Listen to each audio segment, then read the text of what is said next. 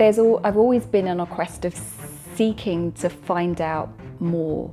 I've always known that there's more to my story. When I started to bring race into the themes of what I was talking about, there was so much shame. There's patterns being repeated, and I think a lot of that is because we don't always understand our history. There is so much work that black women do that is unseen, which also contributes to not always receiving the support that we need, and not always being able to ask for it.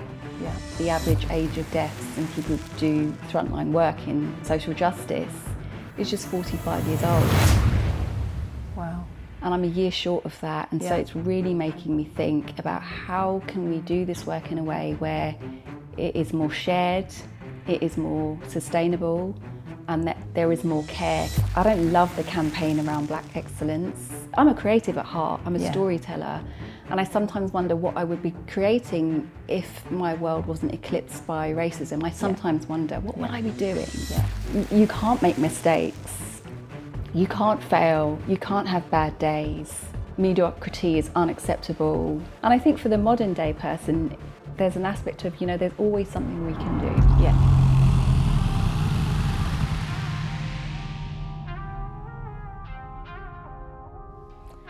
My name is Justine Themen, a theatre director and change leader who believes in the power of theatre to create change. I am co-director alongside Corey Campbell of the Belgrade Theatre's production of Nanny of the Maroons.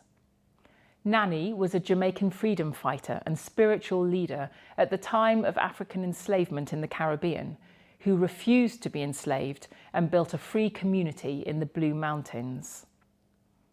This 3-part visual podcast celebrates Nanny's legacy through the Nannys of Today by spotlighting exceptional black women who are leaders, innovators and cultural change makers. The series honours their voices and connects ancestral resilience to the challenges and triumphs of contemporary black womanhood. It feels appropriate that our first guest is the inspiring author, speaker, producer and truth seeker Nova Reid, who I first encountered as I set out on my journey of research around Nanny of the Maroons through her podcast Hidden Histories, which tells the untold stories of pioneering black women. Nova Reid is a powerful storyteller who cares deeply about healing and repair. She is also an agent of change, winning multiple accolades for her work in racial justice spanning over a decade. She has performed on world-class stages and written for major publications including The Guardian, Vogue and Elle magazine. Her canon, including her best-selling book The Good Ally, is consistently described as life-changing. Welcome, Nova. Thank you, Justine. Nova, what is there about Nanny's story that particularly shines through for you? So many things about Nanny's story. I learned about Nanny as a child, but a very stripped back, sanitized, ABC version of her story, I would say. My dad's always been very interested in our history, our cultural history, and he has all of these books. I barely read any of them because it was so thick and dense. So her name wasn't unknown to me, but I think her power and the fact that she gained so much sustenance from her spiritual practice is what I find most interesting and what was unknown to me until a year ago. That's beautiful. And the podcast celebrates the Nannys of today. When you think about that, about women who inspire us, lead, nurture, liberate, who comes to mind for you?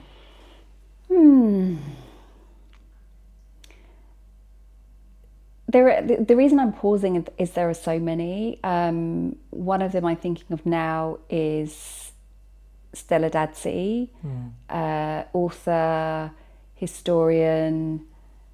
I would describe her as a civil rights legend. She's still alive, she's still in the work, she's still about the work, and not enough people know about who she is.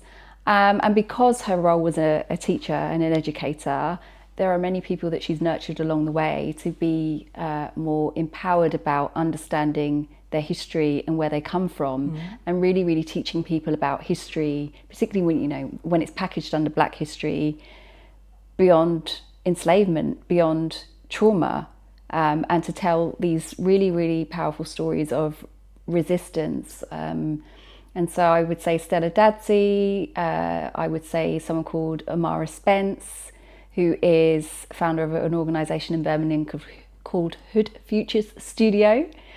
And she is also of Jamaican heritage and is doing really, really powerful liberatory work. And many of the people doing incredible things, much like Nanny, their stories are often unknown. We're just busy doing the work. Yeah, yeah, that's so true. And those are two names I know well, actually. Stella Dadsey I encountered when I was at university and first starting to read about the narratives of Black women, and was so delighted to discover her. I think it's her most recent book about resistance, that so often we think of somebody like Nanny as the person that fought back. And what's wonderful about her book, I think, is about how she tells the story of daily acts of resistance. Yeah. I think there's one wonderful story where she talks about a woman who's enslaved in the house, who is told to draw the curtains every morning, and every day she doesn't draw the curtains in one room, and so they tell her, you have to draw the curtains in that room. So the next day she draws the curtains in that room but doesn't draw them in another room. And I just love that, just like the interpretation is that she doesn't, she's stupid, but actually it's a daily act of refusal to be the comply. person they want her to be. Yeah, the daily act of refusal to comply. Yeah. And also for me, it was hearing, the stories I heard growing up to do with any degree of Black history were around enslavement or trauma, and around this single narrative that we had no agency, that we were disempowered, that we were not fighting back. And so to hear those stories, and that one I love as well, and I'm pretty sure we feature some of it in Hidden Histories with Nova Reid, of where she's just not complying and she's resisting in the way that she knows. And I think for the modern day person, there's an aspect of, there's always something we can do. Yeah, yeah. It doesn't need to always be these big grand gestures, because I also think people idolise and put people on pedestals in order to solve the challenges of the world, which no one individual person can ever do. Exactly. So there's something quite empowering about there's always something we can do. That's what I love about the Nanny story, the idea that it might have been several women's stories that are pulled together in one woman, or maybe one woman but with other women's stories adding in there, and that it's been passed down through oral tradition, so embellished, and it's reached this sort of mythological place where she kind of holds the resistance of all our Black female ancestors. Yeah, lovely. Can you tell us a bit about your own roots? Who and what shaped the woman we see before us? So much, and I would say that I'm really in a journey of becoming more of who I am. A dear friend of mine said once, as the older we get, the more we become who we are. And I'm feeling that, and I'm embodying that, and I'm moving in that. I was born and raised in Hertfordshire in a place called Watford, and at that time it was a very, very white area.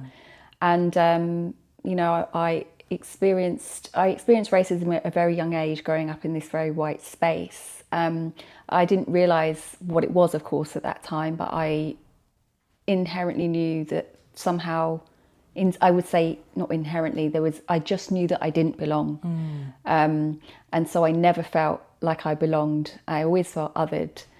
And as much as I'm Jamaican heritage, and if you trace further back, I have lineages lost to slavery in West Africa, Nigeria specifically. And so I've always been on a quest of seeking to find out more. I've always known that there's more to my story. And so I was the first person in my entire family to trace my ancestry. And my mother was born in Kingston, Jamaica. She then ended up being a Windrush child and travelling to England when she was 7 years old on a plane, and then just being in this country that's completely different to what you're used to. And, my parents made England home. And so I'm on this quest of seeking, I'm interested in making Jamaica home, or going back to parts of West Africa and finding more about these communities and how they existed, and exploring more of who I am. So yeah, I'm still searching. I think I'll always be searching. It's so empowering actually hearing the resonances, because I went back to Suriname, similarly had that experience that you're describing, where you know you don't belong, but you don't quite have the vocabulary, having grown up rurally, to articulate it. So went back to Suriname and spent 6 years living there. But another thing that felt really interesting was I've sort of learned a lot about my childhood experience growing up through my daughter.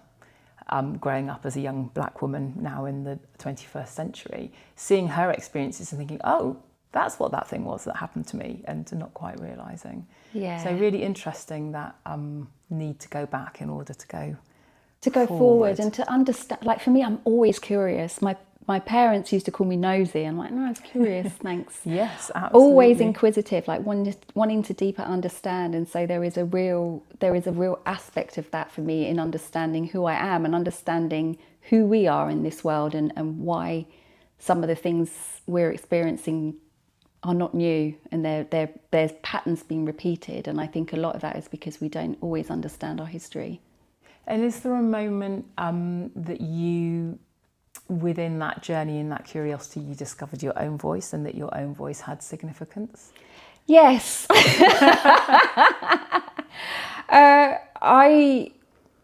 I would say both my brother and I used to get trouble at school because we questioned things.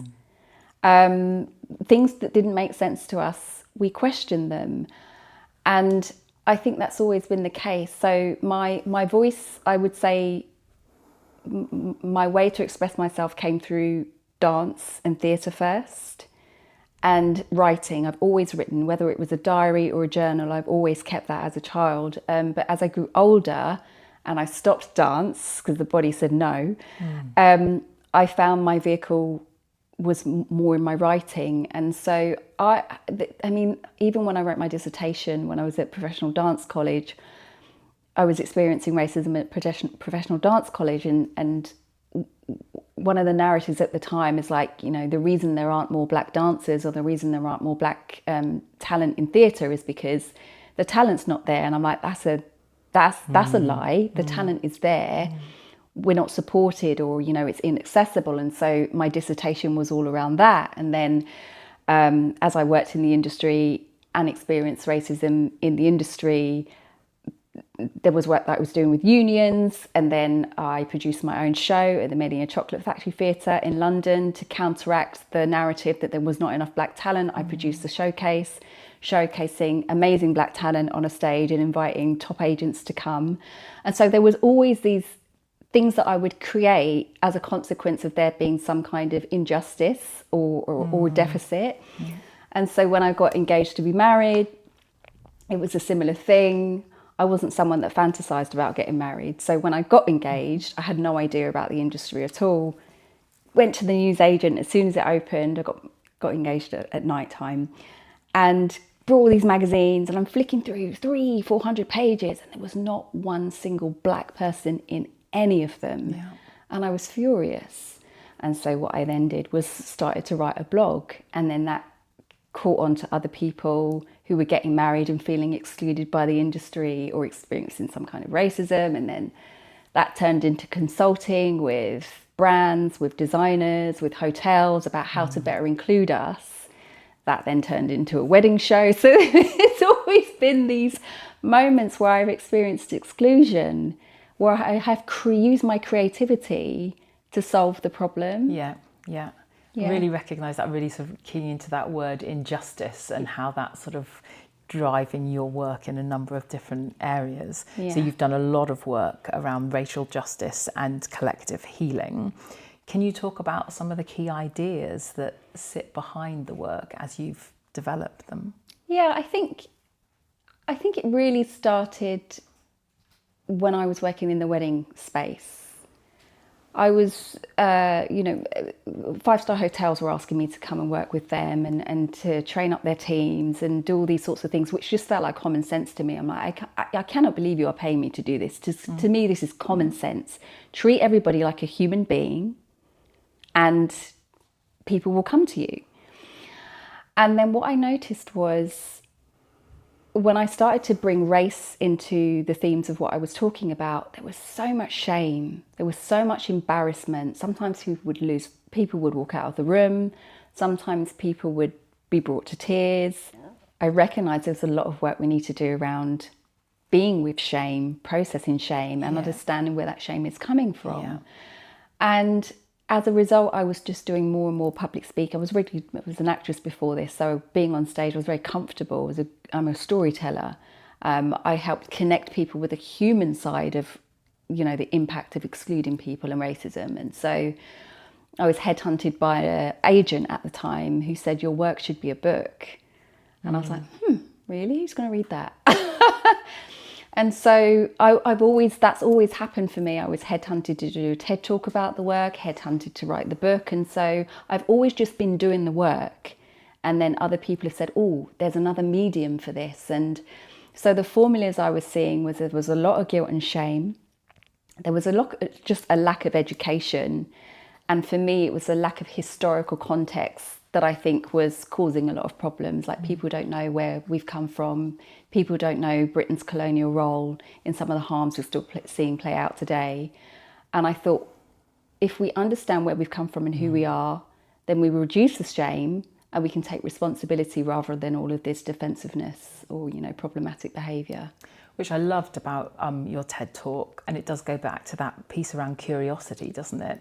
Allowing us to understand why we are the way we are, and from that understanding, look at what we can do differently. Like, have agency, do something about it. I worked in mental health for a decade, so I'm very curious about human behaviour. Yes. I've worked with people with some of the most extreme mental health conditions, and at the core of it, we are all the same. We're wanting connection. We're wanting to be seen, heard and understood and treated with dignity. Yeah. And I find that is the case regardless of what we're talking about. So I do bring that into the work that we do, because we're messy, aren't we? We're humans, we're messy. Complex. Yeah, absolutely. Yeah. And so obviously Nanny made a lot of personal sacrifices, or in the way we're starting to look at telling the story in the play, she made a lot of personal sacrifices. We're looking at the idea that she couldn't have a relationship, or certainly not in public, because to have a relationship with a man might undermine her authority as a woman at that time. When she finally signed the treaty with the British, she had to agree to hand back any runaways, which of course would have been completely counterintuitive for her. So there's a lot of sacrifice when you're searching for freedom and a clearer path. What has your work cost you emotionally, mentally or spiritually? It's cost a lot, and I think any person in a leadership role, and particularly Black women in a leadership role, there is a lot on our shoulders. And there is an aspect that was really interesting about the Peace Treaty. I was going to circle back to that for a minute. Because in the making of Hidden Histories with Nova Reid, we dug into some of the archives. And when we looked at the archives and we looked at the signatures on the Peace Treaty, Nanny's name is not on it. And so I went back to Moortown, which is in Jamaica, the last Maroon community that Nanny set up before her death. In fact, believed to be where she's buried. And I spoke with another Maroon, and they said she didn't sign it because she didn't want to do a trade. She didn't want to sign it. Whereas I thought her signature wasn't on there because maybe the patriarchy, she couldn't. So there's some mystery around why her signature is not on it that makes me really interested. But regardless, the Maroons absolutely signed a peace treaty and, ended the 11-year war. But I am interested in why her signature is not on there. That's so interesting, because my understanding is that there were two treaties and that she didn't sign the first one, and that the suspicion is that she was sort of sidestepped as a woman, or that she was missing at that point. But then when she returned, there was a second treaty, and her treaty was much more favourable, much more recognising of their independence, of the Maroon independence, than the earlier treaty that the men had signed. But useful provocation there. I So shall go back and useful. check our facts. Yeah. But I think that's part of her story, because so much of this is oral as well, exactly. and so there's these variations. Exactly, So, and a few documents. And so again, I'm curious, I'm fascinated. But there is a cost. There are tough decisions that need to be made. There are legacies of colonial violence and patriarchy that mean that Black women leaders are often undermined. Yeah. And the work has cost me my health. Yeah. Like, as I've mentioned earlier, so many of the things I've created, I'm a creative at heart, I'm a storyteller. And I sometimes wonder what I would be creating if my world wasn't eclipsed by racism. I sometimes wonder, what would I be doing? Yeah. So it has had a cost to my health, and it often does. There's a statistic we share in the Hidden Histories with Nova Reid that the average age of death of activists and people who do frontline work in social justice is just 45 years old. Wow. And I'm a year short of that. And so it's really making me think about how can we do this work in a way where it is more shared, it is more sustainable, and that there is more care. Because so often, as we're demonstrating with Nanny, Black women are at the front line. Absolutely. And it's often a quite invisible labour that we're doing in this change work. What would you say, or how have you learnt to navigate that without shrinking yourself? The kind of invisible aspect? Yeah. I mean, there are times when I have shrunk myself, but it's never good. Like, my work is about collective healing and liberation, and anything that makes me feel constricted, small, is not liberatory for me. It undermines my life force. It takes away from my humanity, and so I'm quite boundaried with moving around that or through that, so that I'm not in spaces that are not conducive to my thriving. So that means saying no a lot. Yes. And there's a cost. There's a cost to that. There's a financial cost. There's a relational cost. Like, there is a cost. Yeah. There is so much work that Black women do that is unseen, which also contributes to not always receiving the support that we need, and not always being able to ask for it, or asking for it and then not receiving it. Yes. Yeah. It's really interesting, isn't it? You speaking about time shrinkage, and then there is also a physical shrinkage. It's not just a reduced visibility, it's actual physicalized trauma. Yeah. Also, I was speaking before about how one of the things that interests me about Nanny's story is the way that we've created this single warrior hero out of a composite of different stories. And I suppose that's about the idea of the collective narrative being held in an individual. It's also a narrative that holds the resistance and resilience of so many enslaved women, as we were talking about when we were referencing Stella Dadsey. But there's also a need for Black excellence, I think, in contemporary life, because so much of our story has been erased. And I was just wondering, in that celebration of Black excellence, what sort of space does it leave for Black ease? I don't love the campaign around Black excellence. There is a dehumanization in there for me in some way, and I think it's tied to coming from, I have lineages lost to slavery. I then have the kind of compounded element of my family responding to the call from the British government and the Queen to come to England from the Commonwealth countries, come from Jamaica, come from other parts of the Caribbean, help rebuild England after the war.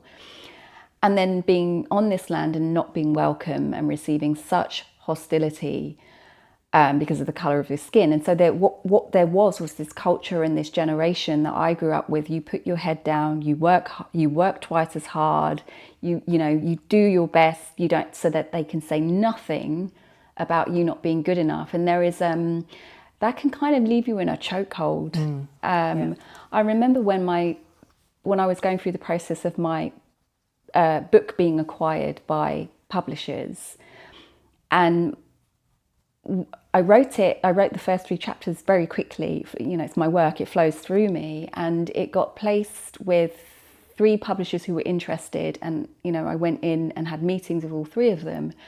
And I remember I was quite nonchalant about it, and I remember my agent saying, Nova, I don't think you realise that what you're achieving right now is not the ordinary. Most writers dream of even meeting with and having a meeting with publishers, and like, I don't think you realise this isn't standard practice. And so for me, it was like, well, of course, it's like an audition. And then, of course, you know, I got a book deal, the book came out. But to me, it's like, of course, I need to do that. Yes. That's what I need to do. And so there's an aspect of sometimes, even when you are achieving, you're not recognising your achievements, because there's just nothing you ever do feels good enough. Yes. And so that's what I mean about the Black excellence, like almost in a chokehold, that you can't make mistakes. You can't fail. You can't have bad days. Mediocrity is unacceptable. All of those things, I think, there is an aspect to it that I find dehumanising. Yeah. And it sort of plays into the dominant ideology, doesn't it, of individualism over community. Yeah. So you start to encourage people to be playing against their community rather than standing up for your community and bringing your community with you. Yeah, which is, you know, the opposite of what Nanny would have been doing, and what is actually the opposite of what we have innately. We've come from communities that were very, very communal, and we're kind of losing some of that, or at risk of losing it. Yeah.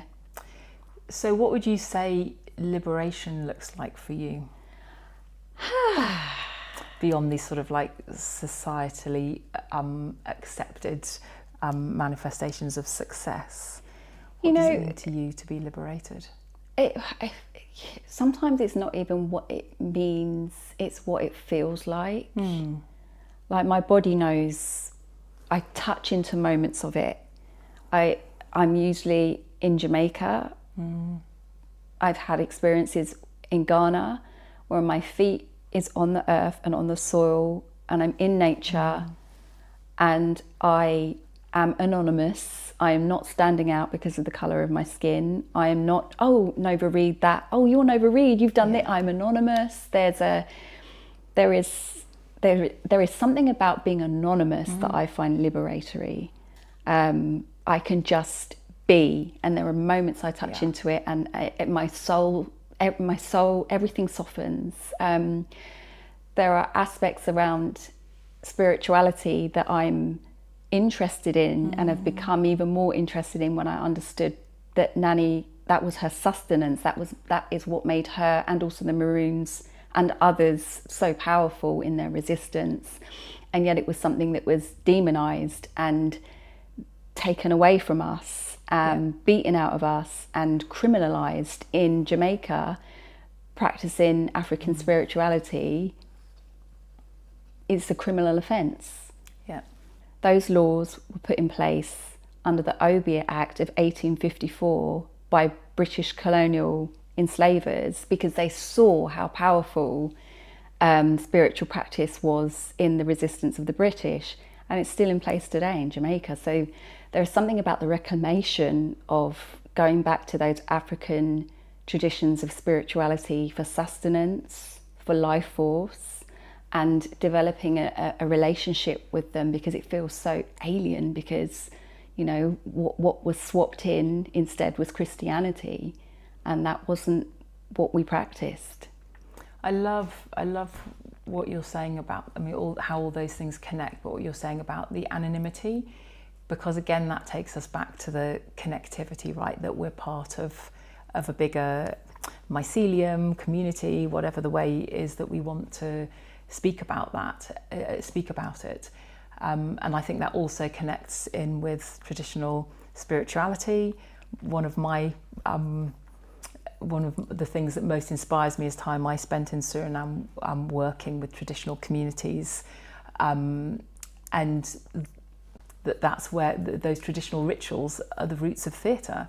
And they're not about people sat out in the dark and watching other people in the light in front of us. They're about us, they're about participation, and some people that lead those processes, but they're communal processes of storytelling, of singing, of dancing, all of those things mixed together. So again, it comes back to that sort of idea of anonymity. It's not about the star, it's about it's about us, and connectivity with the land.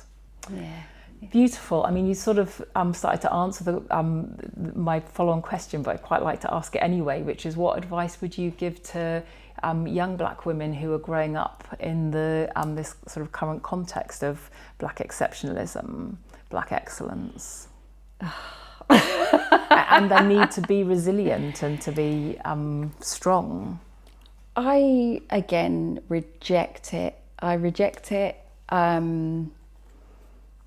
Our work is to be human.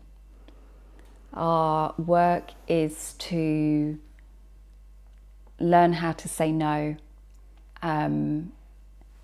to undermine the social expectations that Black women's sole existence on this earth is to mammy and be all things to all people at the expense of self.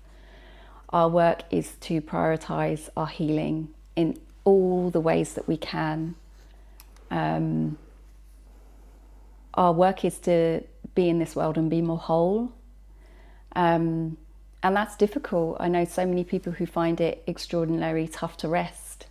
They feel guilty for resting. And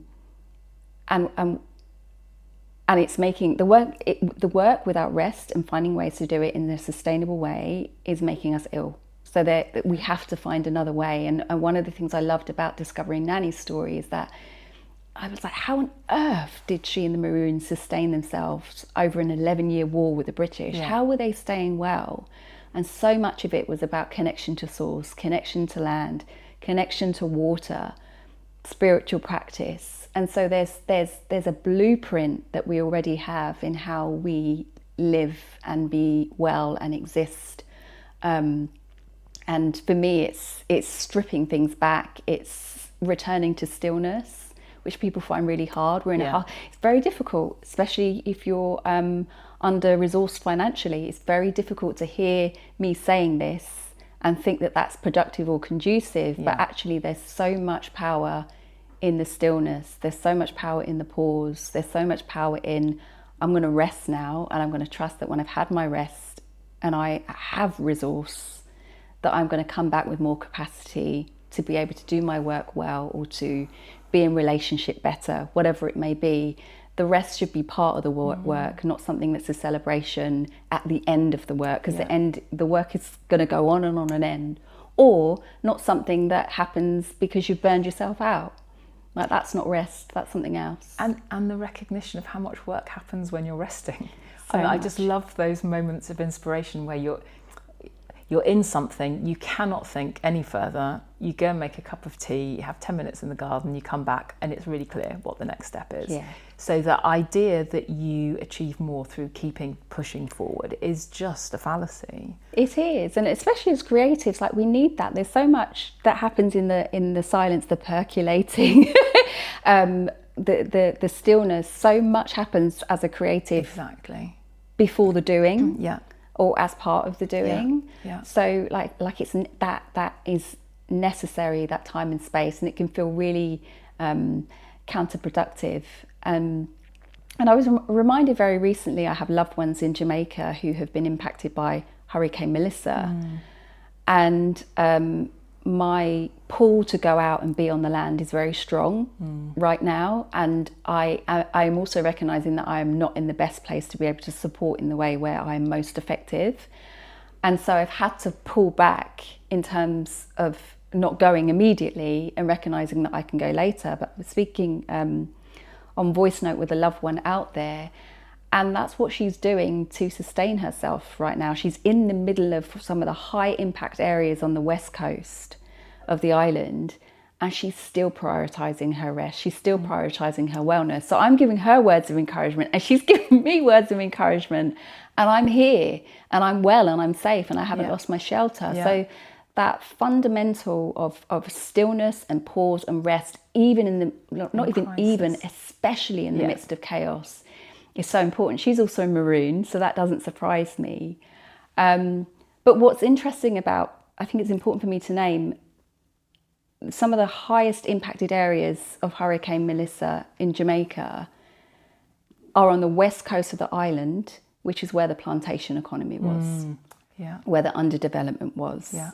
And those are the most impacted by climate crisis. So I think, you know, those things are really important to link in terms of the history as well. So I think that's so important what you said in terms of decision making, that we still need moments of pause and reflection and decision making. And so often, I know you've seen sort of job descriptions, ability to make quick decisions, and it's like, yeah, of course there are moments where you need to do that, but actually how many of those decisions that we're being pressurized to make would be better for having taken the time and space to sleep on them or reflect on them or just check in with somebody about it. So really interested that you bring up then that moment of crisis, because it's not just about us as creatives, is it? It's about the creative thinking process that we all need to do to solve the challenges that we encounter in our world. Absolutely, and the climate is not something. Crisis is not something that's going away soon. So like you have to be able to think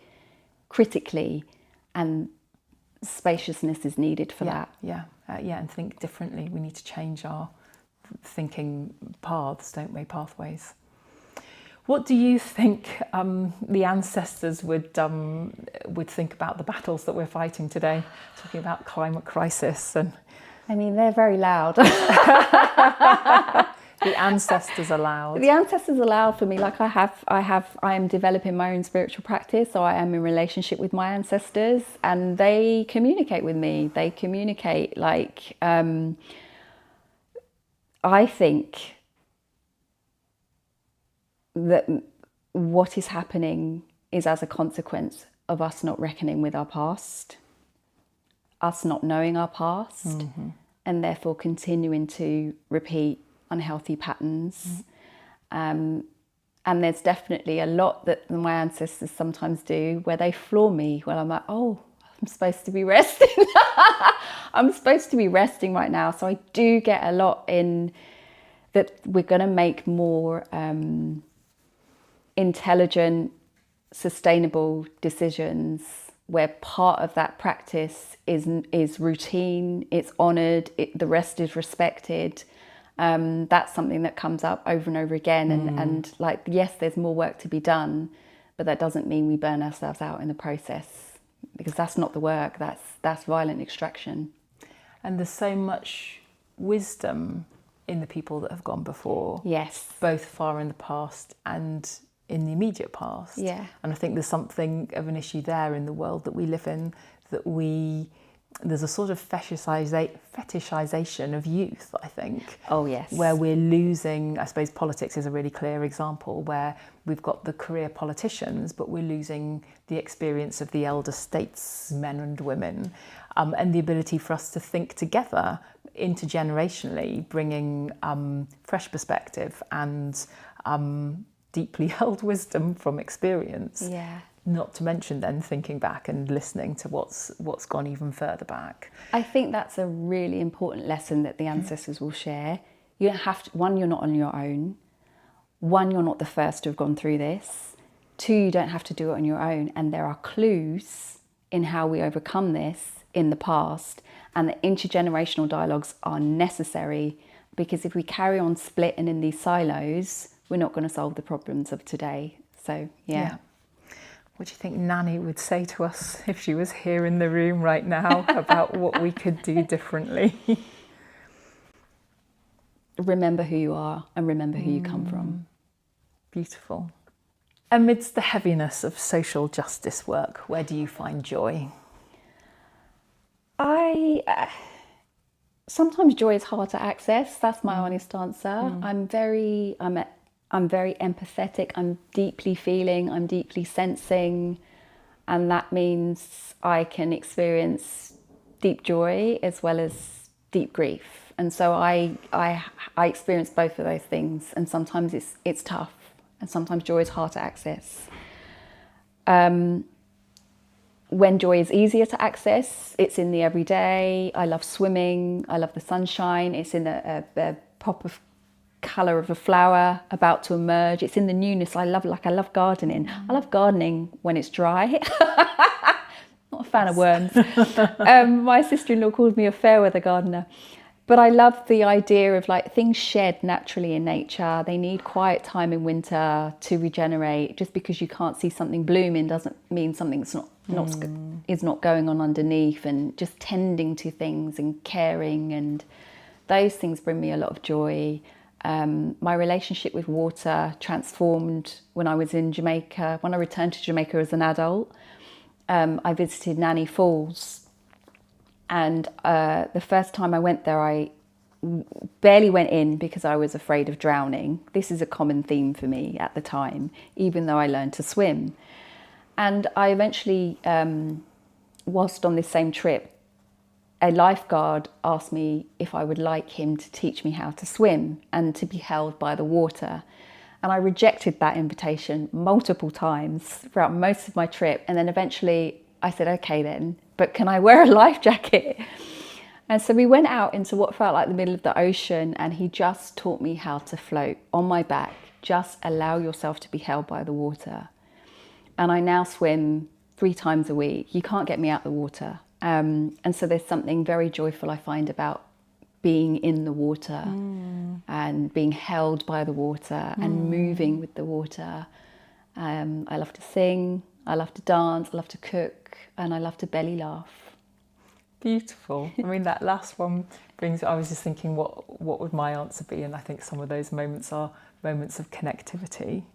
So found a couple of those moments as we were speaking, just the deep breath in the shared understanding or experience of the world. But I do love just thinking of you floating there in the water. I won't say on your own because you're connected with the natural world, but that's a really beautiful image. My final question was going to be, how do you want to be remembered? Is it there floating on the water? Or? Joyful, and that I did my part. And you know, there was a really lovely moment at the end of an interview I did with Barbara Blake Hannah, who's the first on-screen presenter in the UK. And I asked her that question, how do you want to be remembered? And her response, I think, was just gold. And she said, just remembered. That's beautiful. So I'm claiming that for me as well. Nova, thank you so much for sharing your reflections about Black female leadership, resilience, liberation. I know what I'll take away from it. It will help us shape the narrative we're making of Nanny of the Maroons and how we create something that resonates with audiences here and now. Thank you, Justine. It's been a joy. We hope you've been inspired as much as we have by our conversation with Nova. If you'd like to follow more of our journey towards the Belgrade Theatre's production of Nanny of the Maroons, please go to our website or follow us on Instagram at Belgrade Theatre. And in the meantime, maybe you can be thinking about who the women are in your life that carry the spirit of Nanny of the Maroons. Look forward to seeing you at our next conversation.